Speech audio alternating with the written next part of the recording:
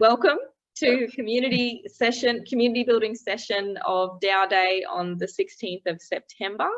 Last session of the day, and looking forward to it because it's a fun one. We're going to try and write our first NFT children's storybook, or at least the content. And then find an illustrator and then deal with the IP and go through that process. So Amina, just riffing for a little bit, you know, you've got a young child, you know, how many storybooks do you think that you've read? A lot. We don't even have space in our shelf anymore. It's all over the house. On my side table, there's like a huge pile. It's a lot of books. And you must have read a lot too. Oh yeah, I've read many of them many times. Yeah. But the ones that I really love reading and don't mind reading over and over again are the ones that rhyme. Yeah. You know how they have a bit of a rhythm to them. Yeah. But the ones with great morals of the story, even if they take a while to get to, resonate well. Of course, that makes sense. My son loves to read the ones that have sound together. So on the side of the book, there's those sounds. Those are the ones he really enjoys. So yeah, they're really cool. They rhyme too. Yeah. Well, there's a number of different approaches that we could take here, and you know, you and I are lawyers on the call, and I think Crypto Gangster may be an accountant by training, or at least spends a lot of time with accountants. I don't know if you're in a position to speak, but have you got any perspectives on the best children's storybooks? Or we can come back to you if you're on the move. And well then, Amina, I just wondered, is there a moral to the story, a typical moral dilemma that a lawyer goes through, or even a Web3 lawyer, that would make an interesting story if we put it, you know, in the perspective of a dinosaur dilemma or a puppy dog or a zoo? Yeah, no, that would be really interesting. I suppose we could take a step back and maybe you talked about this quite early on, I think during the first session itself. So may I ask, what's your initial idea? What's really in your mind for this? Well, I even before LawFi DAO, probably at the beginning of the NFT boom, if I can call it that, about a year and a half ago, I wanted to start Sparkle Shells DAO. Oh. and it was about, like, it was more of an NFT collection, but where the collection was like parts of a story, and you could, like, by a few people in the collection coming together, it would tell a different story than if, you know, another set of people from the collection came together, and so you had this composable story puzzle, so to speak. But that got way too out of my depth and hard, and I never really acted on it. And I tried to write my first Sparkle Shells story, but it was just an imaginative story. It wasn't to sort of tell the perspective of, like, to teach my children the language of what it's like, the language and the practice of what it's like to be a lawyer and a Web3 lawyer, which is more about, for me, where it's evolved to. Now, so trying to relate to my kids more. Okay, so what's this like to be a lawyer in Web3? That's okay. I think so. But it doesn't have to go down that way. Like, but just like I was looking at some really interesting prompts on how to start writing a children's story, and it says, well, think about your day as if you were a dinosaur, and how would a dinosaur approach the things that come your way? So, like, I don't know, a difficult problem, a wicked problem, is that like a volcano erupting or something? True. That could be one. Yeah, but I don't know. Did you have any thoughts since last week? Not so much because I was not sure if the storybook was about telling the stories of NFTs, what are NFTs really like, or you know, like you said, or what is an NFT? Yeah. Yeah. No, I don't have that much ideas yet, but yeah, happy to workshop some today and then we can work through it. No, that's a great idea. And like, how do you put that in the language as if you're seeing it from a dinosaur's perspective? Yeah. So I've got this piece of technology, or like this thing that's really hard to understand, and it gives me a right to a real world image. Yeah. So what's like a right in the real world that a dinosaur might like? Yeah. I was having, Janie, I was having trouble. I had a bunch of kids onboarding with NFTs just last week. I do some homeschoolers. Yeah. I have the digital playhouses open to homeschoolers, and then have after schoolers. And so I've just gone full on into straight into doing onboarding them into. I've got some parents who are super keen to get their kids. They're only they'd be 8 to 10. Yeah. So we went through doing digital wallets, but the whole goal was to get to the NFT stage and explaining that. So I was like, wow, I need to watch some YouTubes and see how the kid explain this, you know? It's really hard. We did some cool things. I had some analogy about, I came up with some analogies because I was right on the spot. So one, it was like, they don't know the world of digital banking because they don't use a card. Yeah. They would observe it, but I put it to the analogy of their wallet. I asked them some things about, you know, where if they get paid some pocket money, where do they put it? And the little boy goes, I put it in my wallet. And I went, oh, great, you've got a wallet. Yeah. So I said, so you've got that there, and I was talking about that, how he's got it there and how he can store it and it's safely his, and until he loses it, it's his. Yeah. Versus his mum is there at the shop, and we didn't go too much into it because he wouldn't even understand it, or I didn't really give him the opportunity to understand it. But about the, you know, I'm just swiping the card and what's behind, you know, so it's what's real. So the reality is what they can feel and hold is real. Yeah. And so and then I explained it. So in the digital world, we then talked about their artwork, and you know, I asked them about their art that they're doing at home. Yeah.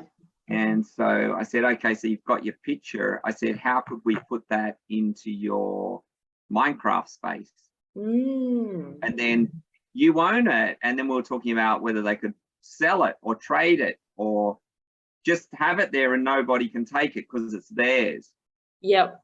So there were a couple of things that it's fascinating. Well, and even with my 4-year-old, he doesn't have a wallet yet, but he has a pirate vest, and his one sort of piece of property is his sword, and he puts it into his pants. So I think his pants are in a sense the wallet in a 4-year-old context, or at least the Lego box. That's where all of the special things go. So you could, yeah, I suppose what age are we trying to, or would we like to pitch to initially, like that 4-year-old or the 8 to 10 years old?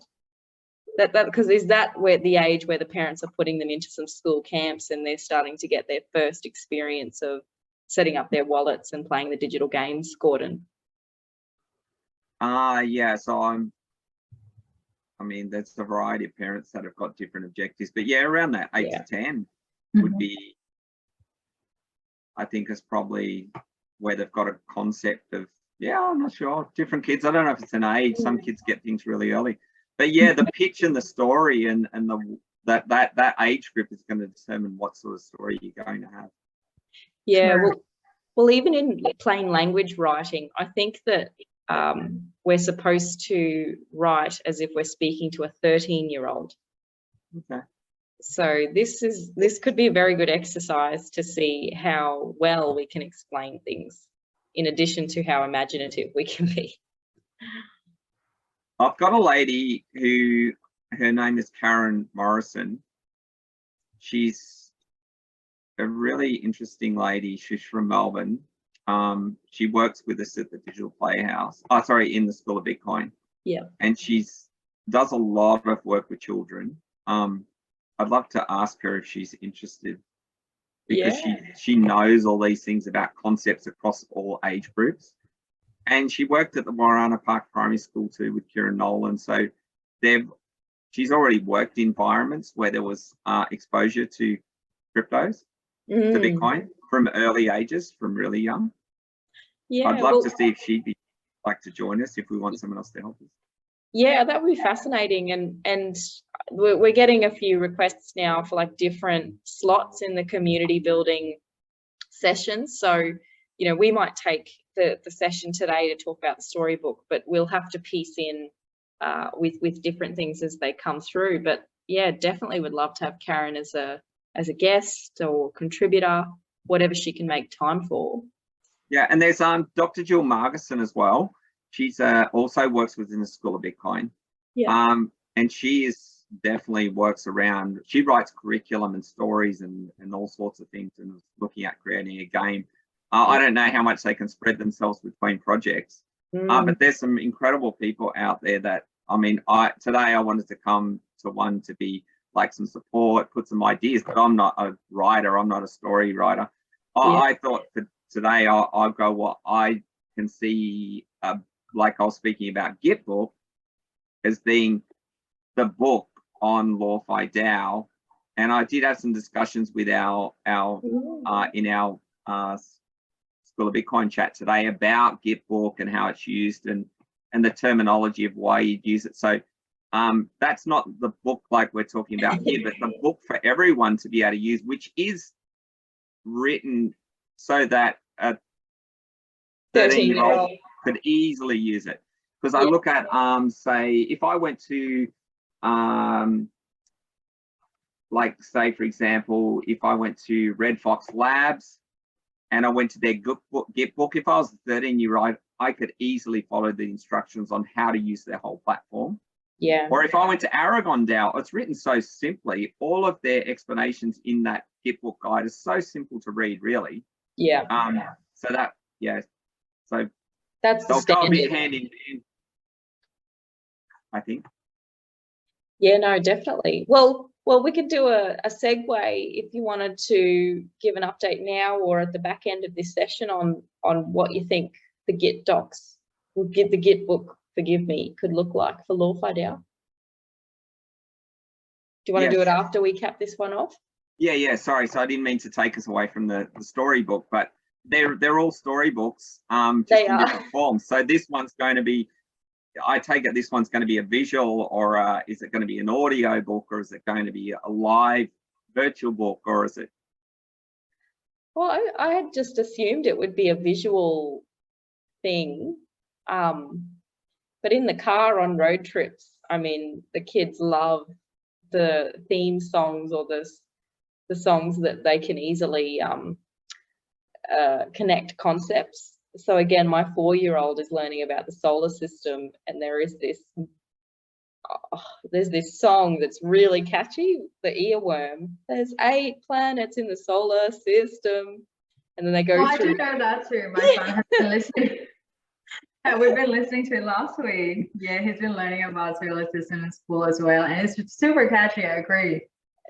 But so that could be we could do an NFT song. Like there's 8 components in an NFT. That would be interesting. I'm definitely going to learn a bit from that too. All right, well, maybe that's the homework then, like pick a catchy song and then replace the lyrics with and then we can go about trying to get the permissioning for the melody. For sure. Yeah. Yeah, that might be an easier place to start with than maybe coming up with a story from scratch. Yep. Well, any other ideas you wanted to share, Amina, before we go to Gordon? No, nothing yet in my mind. So just trying to understand. So are we explaining an NFT or a lawyer in Web3 story? Well, it can be what you want. It's self-directed. So I'm just facilitating, and then from my perspective, you know, it might be easier for me to fill in lyrics from a song, so that's easy homework to set. But if you wanted to write a book from the perspective of a dinosaur, of like what is an NFT, or just from a perspective of a 4 or a 7 or an 8-year-old, what is an NFT? It's for you to decide what resonates most with you and that you're passionate about and want to keep doing. Okay. Yeah, no, I like that one. I like the second idea. All right. Yeah. All right. Well, we'll come back to that next week then. Yeah. All right, Gordon. Yeah, I'm thinking if we haven't attracted, like today, the creatives out of the community that are here so far, and I'm not saying we're not, but there's a bunch of new, like I spoke about Karen and Jill, and there's another lady called Carol Devney, Dr. Carol Devney. She's in Gladstone. So I'm catching up with her again. What can she spread? But she's written a book recently about the Barrier Reef. She was a startup, went through one of our innovator programs, and she's super keen to learn about Web3. So I don't know, I think if you like, I can invite some people, see if they'll come along. Yeah, absolutely. I mean, this is the most free-flowing session where we're not necessarily talking about LawFi DAO. It's just things that might have a connection to Web3, and that we can lend some insights here and there. Yeah, cool. I'll chase up those guys. Yeah, those great. ladies, they're awesome. Yeah. Yeah, that's all right. So Joni, if we're going to have a talk about Gitbook, and so I think it's all about, if we're in the community, well, then there's communications and what people can see and read about it. So in terms of setting up and your ideas, obviously is leading the project and the team, your core team. In a traditional, I mean, as a startup myself in the space and learning, setting up the School of Bitcoin, and now I'm doing it, you know, in my own project at TAFE, I'm doing a DAO, you know, for like working on a DAO concept. So it's like and I've got all these pieces everywhere, but where is it coming into how all the community can see and contribute and read? So today, and obviously you've got and so where are we, a closed project or are we an open source project? Or what parts are closed, what parts are open source?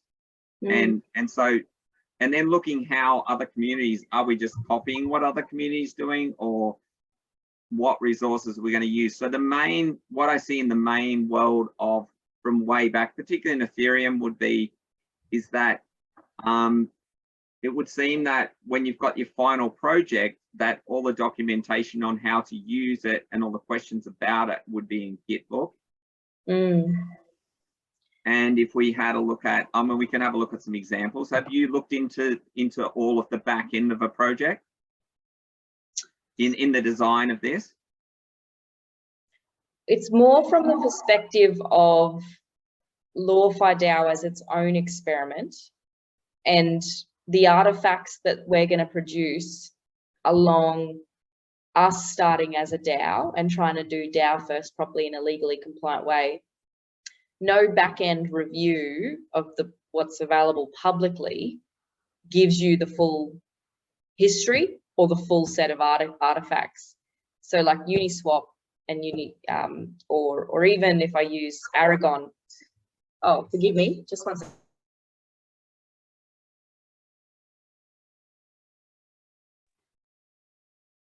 The recording finished for the previous session and my voice was running over my voice. So unless we request, you know, a full review of Aragon and the legal advice that they've received, or of Kali DAO and all of the considerations that they went through to get their structure, which I have assumed that they're not willing to give, to do just a review of the technology in and of itself is not the complete picture. we can do that as part of the experiments, but this whole exercise of what a group of persons is, if we're doing DAO first properly, whilst we're building our own protocols or leveraging that of others, we go through that review exercise and that build exercise ourselves. Yep, sure. So when I took a dive into Aragon, yeah. So I go to the Aragon site and it says, yeah, spin up a DAO in your bedroom, okay, or in your office or wherever it is. All right, just do it. And there is no central authority and there is no one to answer to. And then I go digging around deep into everything that I can about Aragon, and there's a company or somewhere, a foundation there behind it. There is an entity behind it. So I thought, okay, but you're not told me anything in all of your documentation about what you have done, and where I'm safe. So that bit about the back end structure. So I was looking, so that's like the closed world, which we don't know about. And that's what's making everybody feel like it's okay to just spin up a DAO without doing the same level of legal structuring or even setting up an incorporated entity or a foundation as they have done. It's not on the front sticker pack. That's correct. So then you go and so then went down the rabbit hole of the shipyard one, and that they ended up in the Marshall Islands. Yeah. And so they were quite transparent about their and how they did and got their country to change at that. And were very open about the documentation, I think there, that, yeah, certainly when I'll come back to Aragon, I haven't yet found anything, and I haven't dug further and deeper to see their back end documentation. But once we got to the stage where they were a DAO and they became a community and they spun a token and the likes, then it's like getting some things ready. Some of us can work on our forward stuff about getting that documentation. And so then the documentation, where would we, you know, keep that documentation about the project, and that's where I would think most of them have the documentation is in Gitbook. Yeah, that makes sense to me. And we haven't had a place to put it yet. I mean, some of the key ones are on the website, that homepage of our website. But all of the emails or the half-written advices or half-written memos, those are yet to be resolved as approved by the committee or considered by the committee. And as we get through those, and even the requests for the regulatory processes, I haven't posted the request or the objection to the ATO about that carrying on business point with the ABN. So if we do have a Git docs, then we can start. Gitbook. I keep saying the wrong thing. Oh yeah. So yeah, I think in sequential order. Yeah, Gitbook's probably, I think, just seems to me like the final manual for using LawFi DAO. Yeah, and not the artifacts. Yep. Yeah. Not the artifact. And then, so prior to that, then there's like, as you're developing your code and your smart contracts, and then all of your proposals about the DAO, well, that's all goes into GitHub. And all these devs will know all this as to what sections are where. But I was just seeing, where we're at in terms of who's, is that where we're going to place the work? So say, for example, in Stacks blockchain. So Stacks blockchain was created. Then if they want to do a proposal for any changes, then that all happens in GitHub. And so a proposal's put up, there's discussions go on, and it's really select people that are really core to the project, the core developers of the project that are working on those things. But it's all open there, and people can see what the proposal is, but they're totally open source project, you know.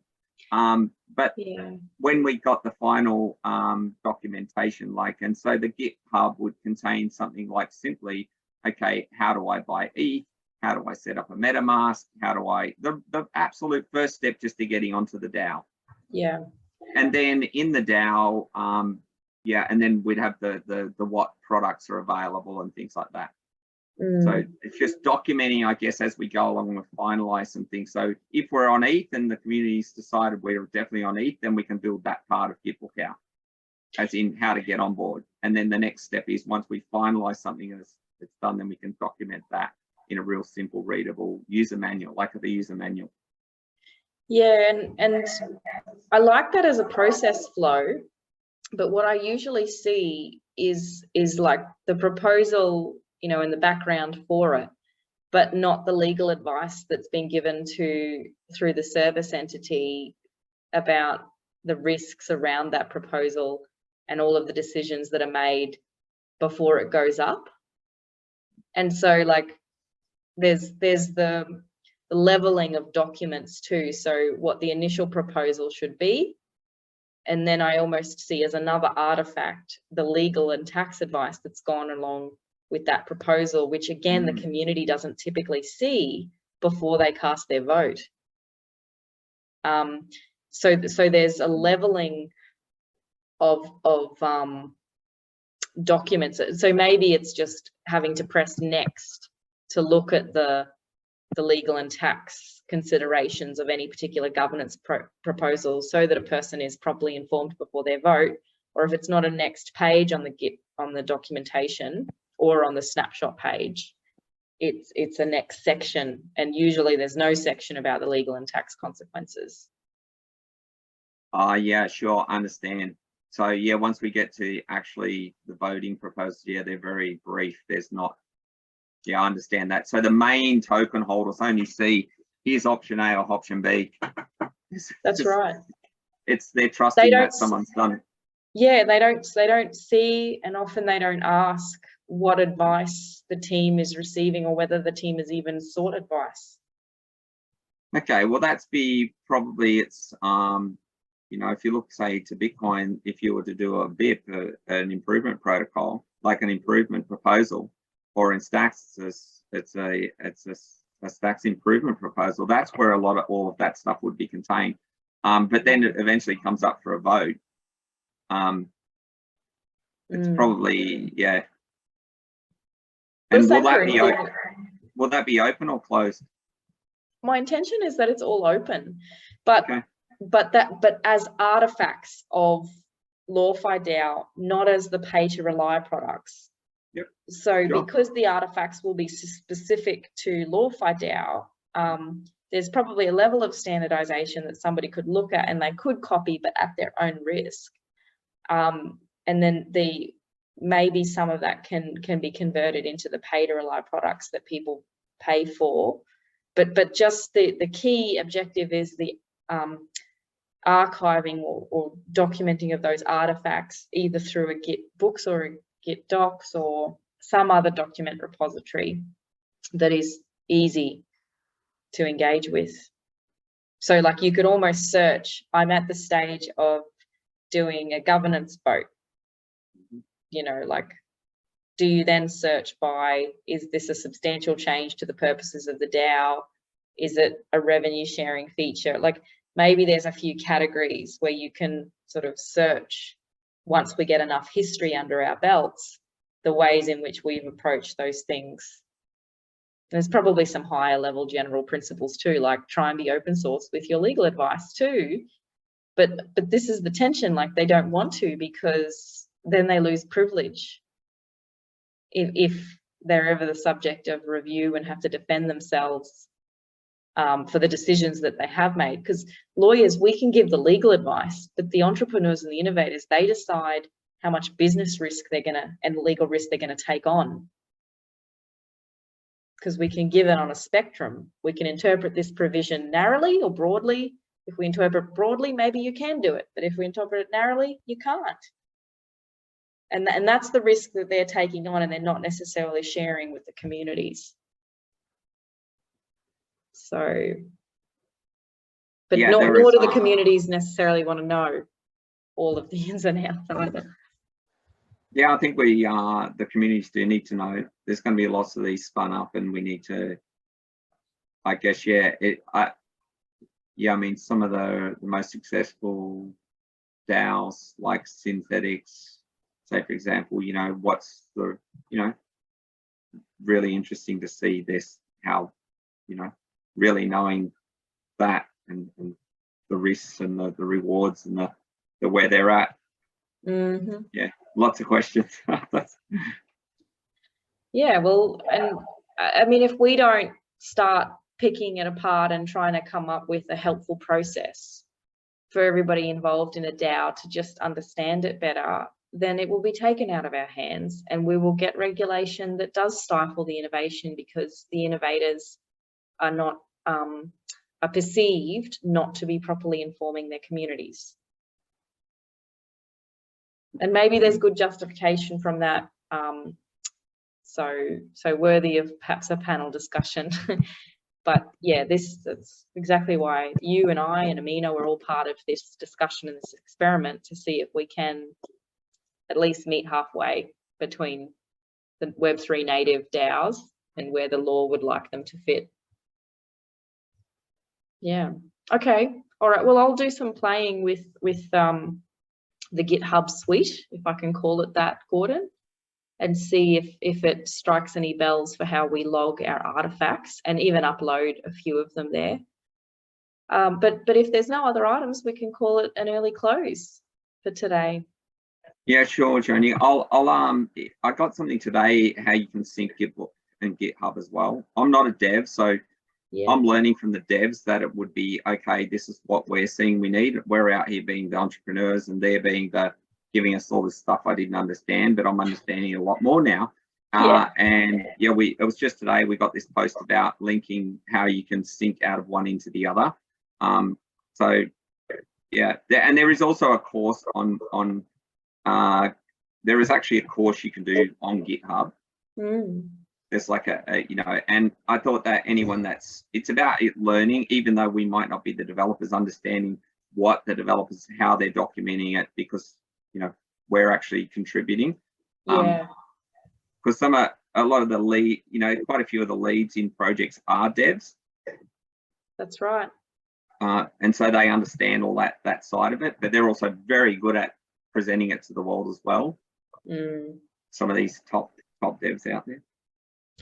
Okay. Yeah, they're better than lawyers for leading and being the front people of projects, for sure. I think yeah, maybe next week. Going along, we reach out to some how that documentation, put up some ideas. There's some people out in the community that will know exactly. They can see very clearly what needs to happen. Yeah. Yep. A lot better than me. Okay. Well, than either of us. Thanks. Amina, anything from you? No, good from me.